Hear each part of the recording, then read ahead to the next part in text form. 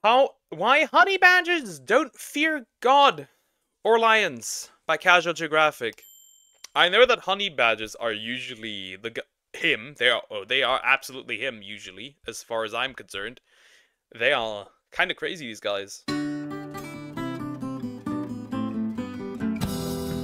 Yeah, as far as I've heard, these guys are fairly violent. Not gonna. Apparently, these guys are fairly violent. Honey badgers are the most disrespectful force in nature, and that's putting them over orcas. Because at least when an orca shot puts a seal, you can argue it's just they are fairly their cheat code of nature. Yeah, I've heard that they're pretty aggressive, and there's nothing that can harm them. Also, did that orca just launch the seal into orbit? That seal just got launched into orbit. Testing a new hunting strategy. But honey badgers will look for negativity in situations where they have nothing to gain. Why would a honey badger test an oryx 10 times its size get launched only to immediately do it again? Because honey badgers come into the world deciding they don't want peace, they want problems. They don't want compromise, they seek conflict. If orcas are homicidal sea Oreos, then honey badgers are double stuffed with audacity. If I ever make a list of the top 5 animals with black Air Force energy, honey badgers would be a first ballot choice. But like any kid that acts out in school, to really understand just what makes a honey badger such a one-man hate campaign, you gotta look at its family. When you talk about mammalian carnivores, you can really simplify it into 2 classes, Team Cat and Team Dog. Team Cat would be feliform, which translates to cat-like carnivores, which would obviously include wild cats, but also cats that aren't really cats like hyenas, mongooses like the meerkat. Meerkats? And hyenas fall into the cat category? That's interesting. Honey badger's strongest animal on Earth. Likely. I don't know, but it's the most fearsome animal. Bro does not care. And a bunch of other animals you've probably never heard of. On the other side is Caniformia, which are the dog-like carnivores. This includes dogs, wild, unhinged dogs, dogs on steroids, smaller but more street smart. Bears fall into the dog category? Raccoons and skunks as well? That's new information. Dogs, and a special group of water dogs that decided they had enough of the nonsense. And seals as well? I'm learning new things. Also, why is that cat bullying the seal? And disrespect of the dirt world, and we're going to take their chances out in the ocean. Results have been varied. But you also have another family known as the Mustelidae squad, and they were kind of in a weird spot. They weren't the biggest, definitely weren't the fastest, not the smartest, and for the most part they're solitary, meaning they rarely have a numbers advantage. So their only real option was to overcompensate the way anyone that overmatched would, with violence and Damn. Also know that otters eat their own babies and grape baby seals. Borderline crackhead courage. If mustelids like honey badgers ran in groups, they probably wouldn't need the personality of a power tool to survive. Because gang violence may be unethical, but in the wild, it's a way of life. It's the reason African wild dogs are one of the most efficient groups at canceling life subscriptions. Because team play is high-key underrated. Ants are probably the best eusocial insects in the game, and it's almost scary how well they work together. Led by a queen who can almost check in at the same weight class as a mouse, ant society is built on a hierarchy where everyone has a job. Female ants are workers who can have tasks such as cleaning the eggs and feeding the larvae. Queen ant's job is to supply the ant census with new bodies by constantly spawning eggs, and some species can spit out over 800 in one day. Male ants have one job, and it's to supply the queen with baby batter and then exit the census once they fulfill that purpose. They have no rights, no free will, they're basically walking ejac packets. And if you ever wanted to know just what ant society is like, the ants' underground kingdom. So they're literally just, what's the word? Ejectable minions, so to speak. As you know about otters, yeah, otters kind of messed up, true and real.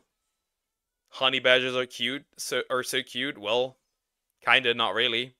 The rabbits also sometimes treat their own kids bad, too. Them is a simulation strategy game with millions of players already online.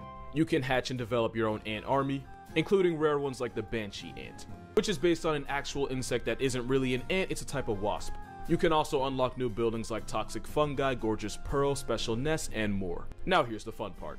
The ant armada includes guardian ants, shooter ants, and carrier ants. Plus you can call on reinforcements in the form of scorpions and spiders. It's like Game of Thrones, but with ants. PvE wise, you can run fades with jumping spiders, giant mantises, and more. You can choose what alliances you want to join and then make friends with players from all around the world. And mercilessly backstab them at every turn because there's no church in the wild and hell is not a consequence. make sure you download the Ants Underground Kingdom. And use the redemption code to cash in on a bunch of benefits the game is offering just in time for the holidays to make sure your army is the strongest one. But if you're a honey badger, the strongest army is always an army of one. Honey badgers could be the mascots of Mirrorlabs because they don't ever give them, they just take them. And when I say it runs in a family, you can tell the honey badger took something from all of their cousins and made it theirs. We're gonna get to those cousins, don't worry. But first we gotta talk about what makes honey badgers such a middle finger to the natural order. First is the fact that they're not indestructible, but damn it, they're pretty close. Honey badger skin is tough and resilient, able to withstand bee stings, snake bites, and brutal maulings that would certainly be a game over for other animals. You can even come at Bro has nigh impenetrable defenses. Bro maxed out defense stat as well. I watched a lizard slap a lion in the face with a tail before. Bro did Reader of Healer. a honey badger with a machete, and it could still probably Eurostep any serious injury. There's even reports of these steroid skunks taking down African crested porcupines. The same ones that have about 30,000 good reasons why testing them could be really bad for your health. In really rare occasions, porcupines have crippled the top tier lions so badly that hunting humans was their only option. In 1965, after a lion nicknamed the Man-Eater of Darajani was finally put out of commission, it was discovered that it had been gored by a blade beaver, with one of the quills being lodged in its fractured teeth and another one nearly piercing its brain. Maimed and out of options. Is that a needle inside bro's nose? Well, bro is cooked. Bro is cooked. By the way, I checked, and bears are part of the Ursidae family. Okay, I thought bro mentioned dogs and bears in the same sentence. A starving lion put at least one Kenyan on a t-shirt. That's the kind of carnage porcupines are capable of, yet honey badgers can often survive an encounter with one thanks to their tough skin. The same reason they can square up with snakes and then live to try again. Honey badgers are menaces that have been known to turn deadly serpents like the puff adder and even the black mamba into a purse. Common misconception though is that honey badgers are immune to snake venom. They're not immune, they're much more resistant than other animals, but enough penetrating bites can flatline even a honey badger. But usually if a honey badger is wounded by a venomous snake, it'll just pass out in an almost coma-like state, only to get up a few hours later and walk it off like a Sunday morning hangover. Another fact is that not only is honey badger skin tough, it's incredibly loose, especially. What did Mother Nature design? Thick skin, impenetrable defense, chewy skin, poison resistance. Bro got it all. Especially around the neck. So if one's ever being mauled by a big cat, this walking cigar can turn around while being attacked and deliver smoke directly to the face. Honey badgers are furry duracells, and anything short of a round directly to the skull isn't guaranteed to kill them. This durability is why honey badgers are either brave enough or stupid enough to blatantly steal from top predators, and they usually target leopards. Unlike lions and hyenas, leopards are solitary assassins that hide their prizes high up in the branches where they can't get their pockets picked. The food may be safe from lions, but they're not safe from a malicious equality symbol with nothing to lose. Honey badgers will risk it all by attempting to steal from a leopard by climbing a tree once it steps away from its meal. If the honey badger gets caught in the act, it'll throw a loud temper tantrum, hissing and screaming as it backs. This is like a 5-foot angry girl with anger issues. This is like every single short woman, but in animal form. Walking cigar, true and real. Backs away. A method I'm sure they got from their close cousin, the wolverine. The wolverine is a honey badger on PEDs, built for the freezing tundra of the north. And even though they're roughly in the same weight class as a medium-sized dog, tankier predators like bears and mountain lions will occasionally pay food taxes to this walking vibe check. But the thing with wolverines is, they have the strength and speed to catch their own bodies. Wolverines will stalk a potential victim for hours, even days, and there have been This is literally just a baby bear. This is literally just a small bear that can climb trees and has even more anger issues. Angry girl with anger issues, you need to sleep, duck. Fuck you, I sleep when I want! Who needs sleep? Reports of wolverines posting up in trees just so they can wait for the right moment to pounce. But why waste the energy or calories doing that when you can just pickpocket a grizzly or clutch a 2v1 versus wolves? And just like the honey badger, wolverines will attack anything with a pulse. Difference is they have the tools to actually stop it. One wolverine put a polar bear in a headline after clamping its vice grip jaws around. In a zoo, a wolverine once killed a polar bear by latching onto its throat and holding on until its much larger foe died. The scientific name is Gular, which when translated from Latin is glutton, because they will eat anything. This is like a devil Joe. but hairy and small. Yeah, they look a lot like small bears. They do. And they're good. Bro soloed. Bro soloed a polar bear. Bro soloed a polar bear. That's crazy. On the struggling bear's throat until it's suffocated. There have even been reports of a wolverine dropping a female moose by ripping at its shoulder blades until it eventually Folded a moose? You know how big and strong polar bear is? I know. And a moose. Folded a moose. tapped out. In comparison, honey badgers have allegedly KO'd units like the Cape Buffalo and water buck. Except the honey badger's methods are biting into his balls! Biting into his balls! different. Wolverines are little man syndrome, but with bear trap jaws. I mean, that was a hyena, not a wolverine, but still biting into balls. Even though they might not have superhuman healing powers, they do have rotated teeth. Wolverines are equipped with upper molars rotated 90 degrees inward, meaning they can easily eat a grizzly bear's leftovers even if it's half frozen. That dental plan is why a wolverine will eat every part of an animal right down to the bones.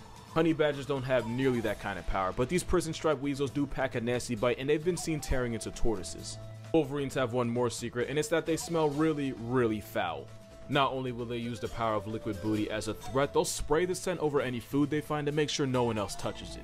Which is why the wolverine is also nicknamed the skunk bear. Honey badgers also— they don't take showers either. Who told them our weakness? The balds. If your enemy is bigger and stronger, go straight for the balds. also weaponize their south side. When threatened or just annoyed, the honey badger will reverse its anus inside out and release a liquid so vile it can suffocate anything near it. In fact, the smell is so offensive it can temporarily paralyze attacking bees. It's not hard to see how the skunk bear and the felony ferret pull up to the same family reunion. But you can RSVP the otter to the same function. Otters are considered the most intelligent of all mustelids, and they're a part of the rare group of animals that are able to create and use tools. This one's using a vending machine.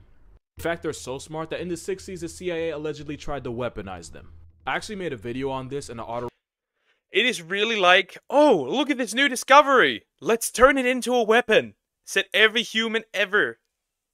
report that was created on my TikTok, so definitely go check that out. They're also an anomaly in that they're one of the rare social mustelids, which should give you mixed feelings. Cause yes, sea otters will hold hands while sleeping so they don't float away. Despite my lack of emotion, I find that adorable.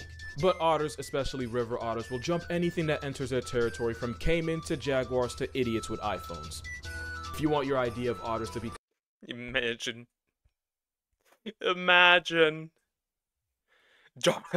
I dropped kick an otter. Imagine getting folded by an otter, getting jumped by a group of otters and dying. completely slaughtered in 10 seconds. Google otter and attack and count how many articles you get. A pack of 20 nearly took a man off the Singapore census permanently. A group of rogue otters drowned a woman. They tried to kill a dude and tried to drown a woman? What is this? Woman's beloved dog as she could only watch. Once upon a time, a monkey wandered— oh, a woman's dog. A dog. Not a woman. Okay, all's good. into the otter hood of the Bronx Zoo, and the outnumbered monkey paid the toll for his transgressions with his soul. That's really only scratching the surface. I already have an entire video dedicated to the carnage society lets otters get away with, but one fact should really hammer the point home. Sea otters have a violent mating ritual that involves biting his partner's nose pad so hard that he can tear it off while occasionally holding her head underwater. That is not the disturbing part, because frustrated male otters that couldn't find a mate will resort to taking their lack of options out on baby seals. Something they'll— interspecies breeding.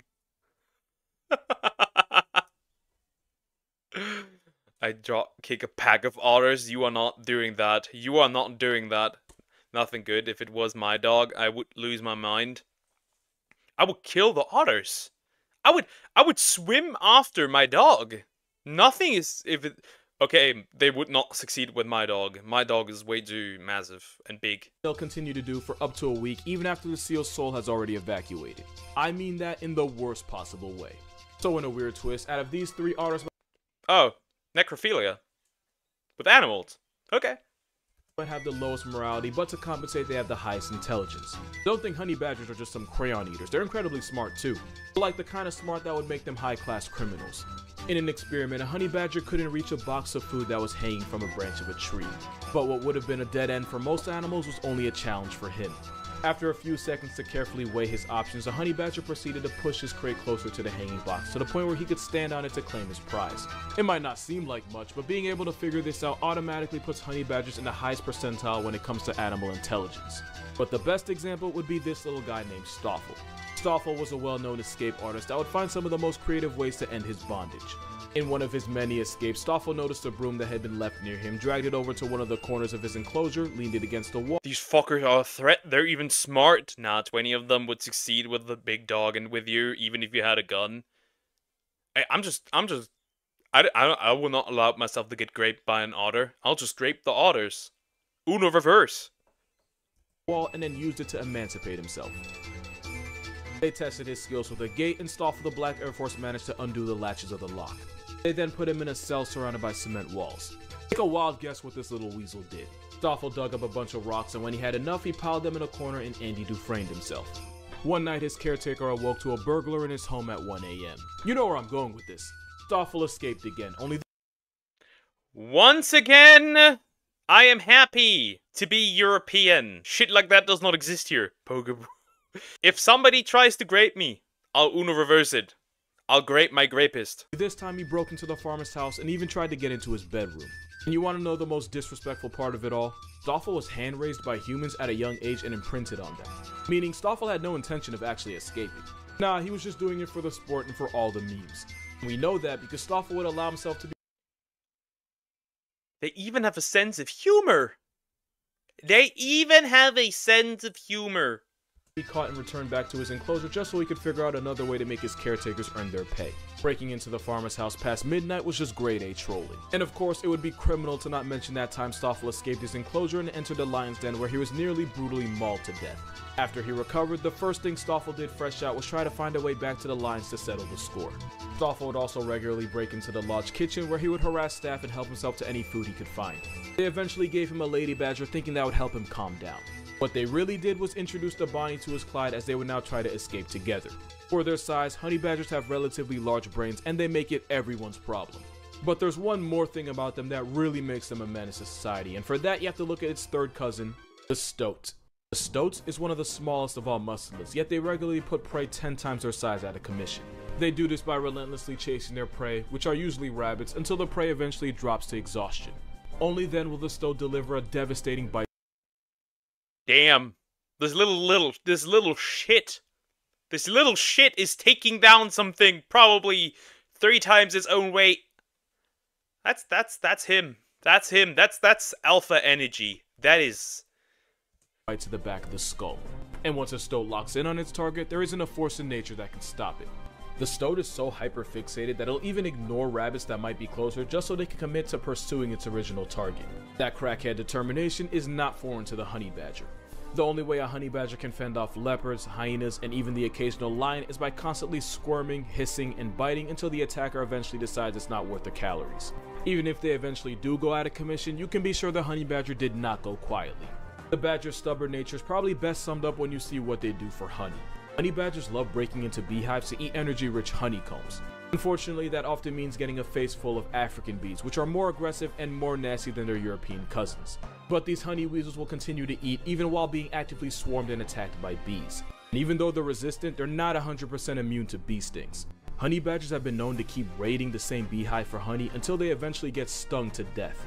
But honey badgers don't care, they live nature's brutal AF, true and real, and this guy just says, I'll just do it for the game. I'll get that honey, and even if I bite the dust, if I kick the bucket, even if I die, I must eat. life balls first with no fear of consequences. This willpower is how 2 honey badgers stepped to 6 young lionesses and still managed to survive. At one point, the honey badger found itself in the jaws of death, only to use its loose skin to turn around and bite the lion back. This leopard tried harassing a young baby badger, only to end up cosplaying as a cheetah once mama badger inserted herself into the conversation. Speaking of cheetahs, honey badgers have such a reputation that it's widely believed that cheetah cubs evolved to mimic their coloring to avoid confrontation with predators. A whole predatory cat, and evolution forced them to impersonate an African bush weasel just to get more respect. Hell for cheetahs, but another notch on a honey badger's chastity belt. I say chastity because bro needed to camouflage in order to not get eaten. That's some mad respect. they don't give a f. With the strength and durability of a wolverine, the intelligence and morale deficit of an otter, the pure coke-fueled willpower of the stoat, the honey badger is the only thing alive that can make a bowl cut intimidating. And that's gonna do it for this video, which was by far one of my most fun to make. If you want to support this channel, my Patreon's gonna be in the description. Also, like the video or suffer a honey badger vasectomy. Other than that, drink water, hug your parents, happy holidays, and see you in the next one. And don't get eaten by honey badgers. Yeah, these guys are menaces. High defense stat, high attack stat, high HP, poison resistance. What more could you ask for? What more could you ask for?